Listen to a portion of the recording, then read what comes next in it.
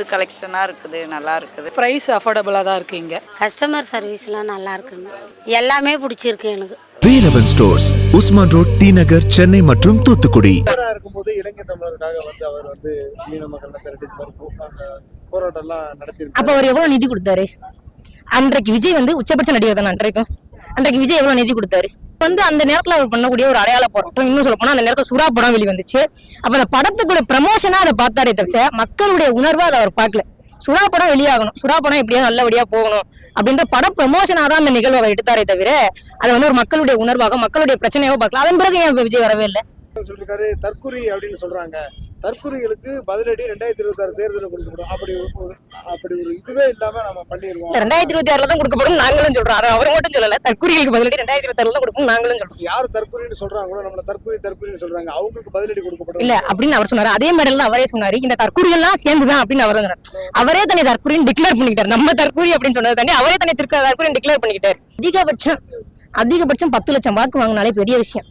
அதையெல்லாம் நம்ம போட்டியில சேர்த்துக்கிட்டு நம்ம தேர்தல் போட்டியில சேர்க்கிறது அப்படிங்கறதே தவறான விஷயம் நான் நினைக்கிறேன். அவங்க ஆனா ஒரே போட்டி டிவிகே vs டிஎம்கே, அது ஒரு நகைச்சுவையா நம்ம கடந்து போயிடணும், அவ்வளவுதான்.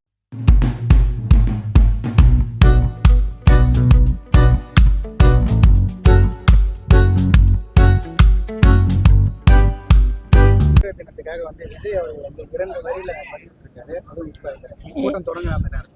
இதற்கு முன்பு போன வருடமும் வெறும் மாவீரம் போட்டு பதிவிட்டு அவர் பதிவிட்டு அந்த விஷயத்தை எப்படி பாக்குறீங்க? அதுவும் ஒரு வாக்குக்கானதா இது என்ன மாதிரி? ஆனா இன்னைக்கு போட்ட பதிவை நான் பார்க்கல. ஆனா ஏற்கனவே மாவீரம் போட்டுறது அது போட்டிருந்ததை நான் பார்த்திருக்கேன். அதாவது என்ன அப்படின்னா அவர் என்ன நினைக்கிறேன், ஈழத்தமிழர்கள் எங்களுடைய இன்னொரு கண் அப்படின்றாங்க.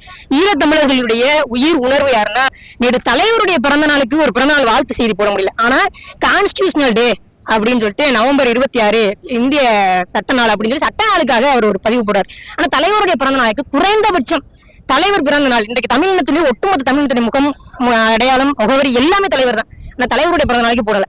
தலைவரை நீங்க ஏற்றுக்கொள்ளல அப்படின்னா தலைவரை ஏற்றுக்கொள்ளாது, நீங்க மாவீரர்களை மட்டும் ஏற்றுக்கொள்ளீங்க எப்படி நாங்க ஏற்றுக்கலாம்? இருக்கும்போது இலங்கை தமிழருக்காக அவர் மீன மக்கள் போராட்டம் எல்லாம் நடத்தி. அப்ப அவர் எவ்வளவு நிதி கொடுத்தாரு? அன்றைக்கு விஜய் உச்சபட்ச நடிகர் தானே. அன்றைக்கு விஜய் எவ்வளவு நிதி கொடுத்தாரு? நிதி கொடுத்தாருங்க தாண்டி தனியா இந்த மீனவர்கள்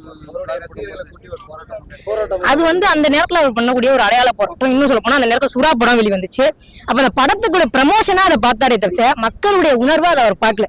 சுறா படம் வெளியாகணும், சுறா படம் எப்படியா நல்லபடியா போகணும் அப்படின்ற படம் ப்ரமோஷனா தான் அந்த நிகழ்வை அவர் எடுத்தாரே தவிர அதை ஒரு மக்களுடைய உணர்வாக மக்களுடைய பிரச்சனையாக பார்க்கலாம். அதன் பிறகு ஏன் விஜய் வரவே இல்லை? அதன் பிறகு இன்னும் சொல்ல போனா இப்பெல்லாம் சமீப எந்த கடந்த 5 ஆண்டுகள்ல மட்டும் எத்தனை இலங்கை தமிழர் நம்மளுடைய மீனவர்கள் சுட்டுக் கொல்லப்பட்டிருக்காங்க இலங்கை கடற்படையால. எத்தனை இதுக்கு விஜய் குரல் கொடுத்திருக்காரு? அரசியல் கட்சி ஆரம்பிச்ச பிறகு விஜயோட நிலைப்பாடு என்னதுல இப்போ வரைக்கும் தெளிவுபடுத்தல இல்ல. அப்ப விஜயோட முழுக்க அரசியலுக்கானது. அந்த நேரத்துல அவர் பண்ணது பட ப்ரமோஷனை எப்படி நீங்க அரசியலா பார்ப்பீங்க? இல்ல அவர் கடைசியா சொல்லிருக்காரு, தற்குறி அப்படின்னு சொல்றாங்க.